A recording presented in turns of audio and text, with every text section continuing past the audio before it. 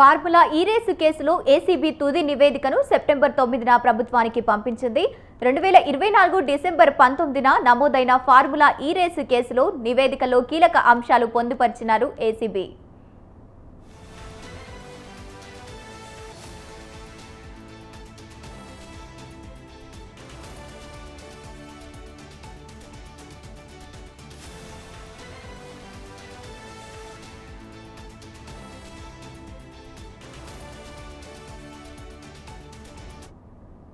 సంచలనం సృష్టిస్తున్న ఫార్ములా ఈ రేసు నిర్వహణ అంశంపై ఏసీబీ జరిపిన దర్యాప్తులో మరెన్నో అంశాలు వెలుగులోకి వస్తున్నాయి. రేసు నిర్వహించాలన్న ఆలోచన వచ్చినప్పటి నుంచి రెండోసారి నిర్వహణ బాధ్యతలు తలకెత్తుకొని నిధులు మంజూరు చేసే వరకు ఏ దశలోనూ నిబంధనలు పట్టించుకోలేదని, దీన్ని తీవ్రమైన అంశంగానే పరిగణించాల్సి ఉంటుందని ఏసీబీ దర్యాప్తు తేల్చి చెప్పింది. ఈ కేసులో కేటీఆర్ ప్రాసిక్యూషన్కు గవర్నర్ అనుమతి ఇవ్వడంతో గత ఏడాది డిసెంబర్లో నమోదైన ఈ కేసుకు సంబంధించి ఏసీబీ అధికారులు అభియోగ పత్రాలు సిద్ధం చేస్తున్నారు. ఈ కేసుకు సంబంధించి అరవింద్ కుమార్ ప్రాసిక్యూషన్కు డీఓపీటీ అనుమతి లాంఛనప్రాయమే కాదని, తాము జరిపిన దర్యాప్తులో సేకరించిన ఆధారాలు క్రోడీకరిస్తున్నామన్నారు.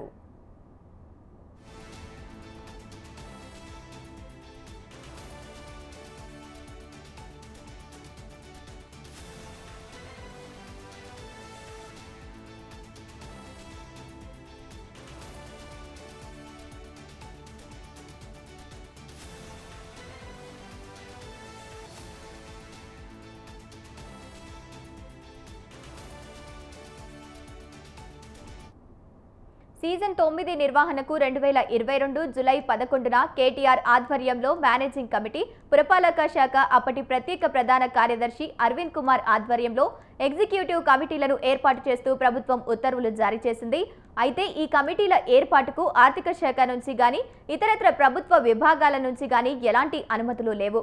కమిటీల సమావేశాలు, విధుల నిర్వహణకు సంబంధించి మినిట్స్ కూడా ఎక్కడా నమోదు కాలేదు.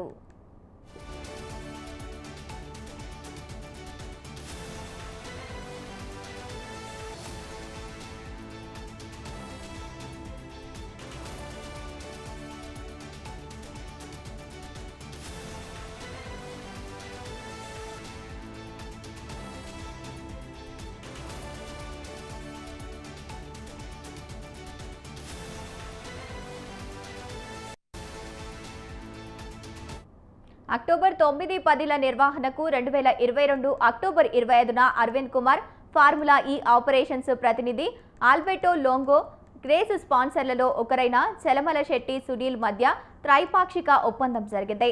దీని ప్రకారం రేసు నిర్వహణకు అవసరమైన వసతులు కల్పించడం మాత్రమే ప్రభుత్వ బాధ్యత కాగా, మిగతా ఖర్చులు, ఫీజులు వంటివి చెల్లించడం స్పాన్సర్గా వ్యవహరిస్తున్న ఇన్వెస్టిగ్ జైన్ బాధ్యత. కేటీఆర్ ఆదేశాల మేరకు అరవింద్ కుమార్ ఈ ఒప్పందంలో సంతకం చేశారు. ఇలా చేయడం రాజ్యాంగంలోని ఆర్టికల్తో పాటు Telangana secretariat business rules, finance code ఉల్లంఘన కిందకే వర్తిస్తుంది.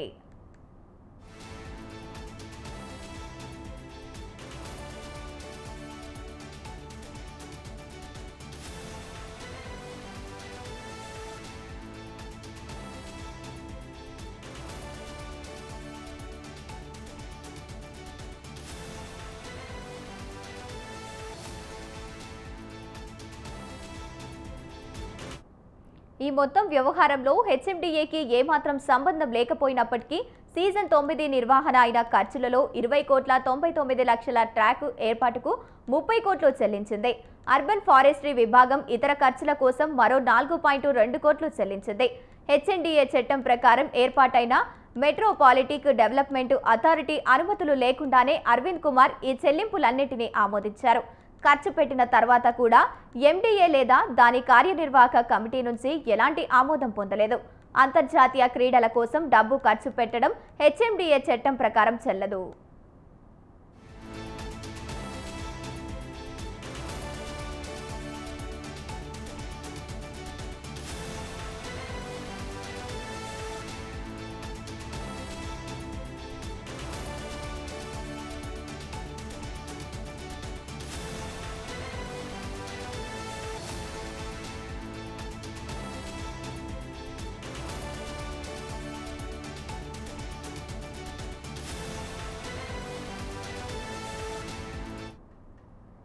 ఈ రేసు నిర్వహణ కోసం కుదుర్చుకున్న ఒప్పందంలో భాగస్వామి అయినప్పటికీ పట్టణాభివృద్ధి శాఖలో ఎలాంటి రికార్డులు లేవు. దాంతో భవిష్యత్తులో కూడా ఖర్చులు సరిచూపడానికి ఆడిట్ నిర్వహించడానికి సాధ్యం కాదు. అక్రమాలకు బాధ్యులైన వారిని రక్షించి చట్టానికి దొరకకుండా చూడటమే దీని ముఖ్యోద్దేశంగా కనిపిస్తోంది. అసలు రికార్డులే లేకుండా చేయడం ఉల్లంఘనకు అన్నిటికంటే ఘోరం.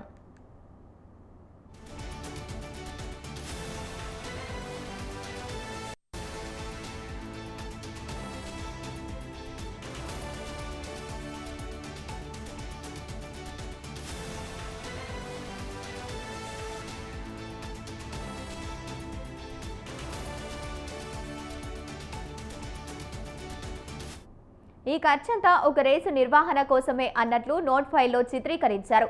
వాస్తవానికి మొత్తం 3 సీజన్ల నిర్వహణకు ఈ ఖర్చు వర్తిస్తుంది.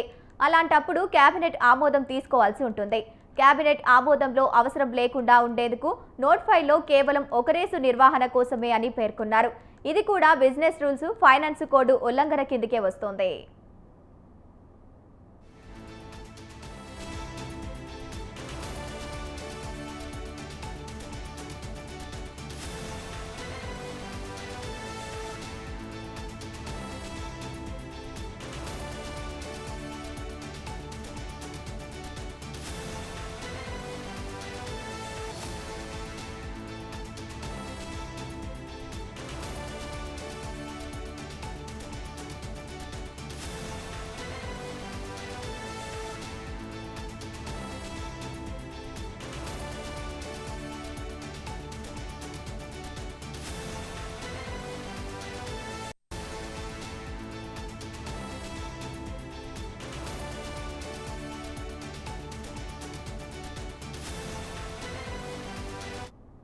పన్నులు మినహాయించుకోవడం, ఒప్పందం ప్రతినిధిని సమర్పించడం వంటివి లేకుండానే విదేశాలకు చెల్లింపులు జరపడం ఆర్బీఐ నిబంధనల ఉల్లంఘన కిందకే వస్తుంది. అరవింద్ కుమార్ అప్పట్లో హెచ్ఎండిఏ చీఫ్ ఇంజనీరింగ్గా పనిచేసిన బిఎల్ఎన్ రెడ్డిల ఒత్తిడి వల్లే HMDA CEO Vijayalakshmi, IOB bank chief manager Sameer బీస్వాల్లు వ్యవహరించడం వల్ల ప్రభుత్వానికి పన్నుల రూపంలో 8 కోట్ల అదనపు భారం పడింది. హెచ్ఎండిఏ ఆడిట్ కైలాస్ కుమార్ బంగుకు కూడా అందులో భాగస్వామ్యం ఉంది.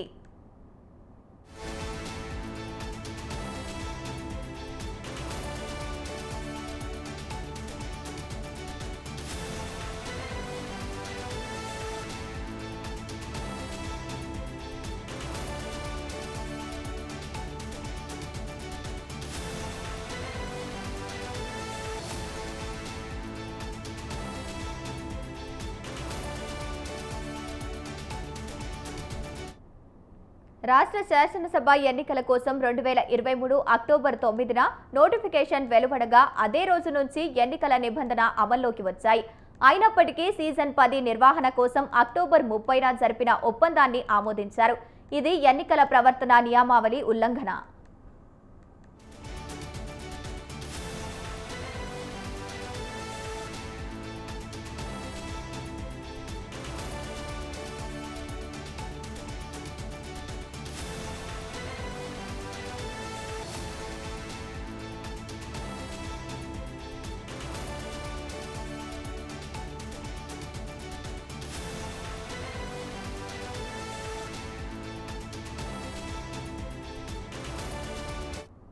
వ్యక్తిగత పేరు ప్రఖ్యాతుల కోసం కేటీఆర్ పాకులాడటం వల్ల హెచ్ఎండిఏకి భారీ నష్టం వాటిల్లింది. వాస్తవానికి ఫార్ములా ఈ రేసు వంటి అంతర్జాతీయ క్రీడల నిర్వహణ అంశం హెచ్ఎండిఏ పరిధిలోకి రాదు. అయినప్పటికీ తన సొంత ప్రయోజనాల కోసం కేటీఆర్ మరో 2 నిందితులైన అరవింద్ కుమార్, బిఎల్ఎన్ రెడ్డిల సహకారంతో సీజన్ 9, 10 కోసం హెచ్ఎండిఏ నిధులు ఖర్చు పెట్టారు. ఇది హెచ్ఎండిఏ చట్టం ఉల్లంఘన కిందకే వస్తోంది.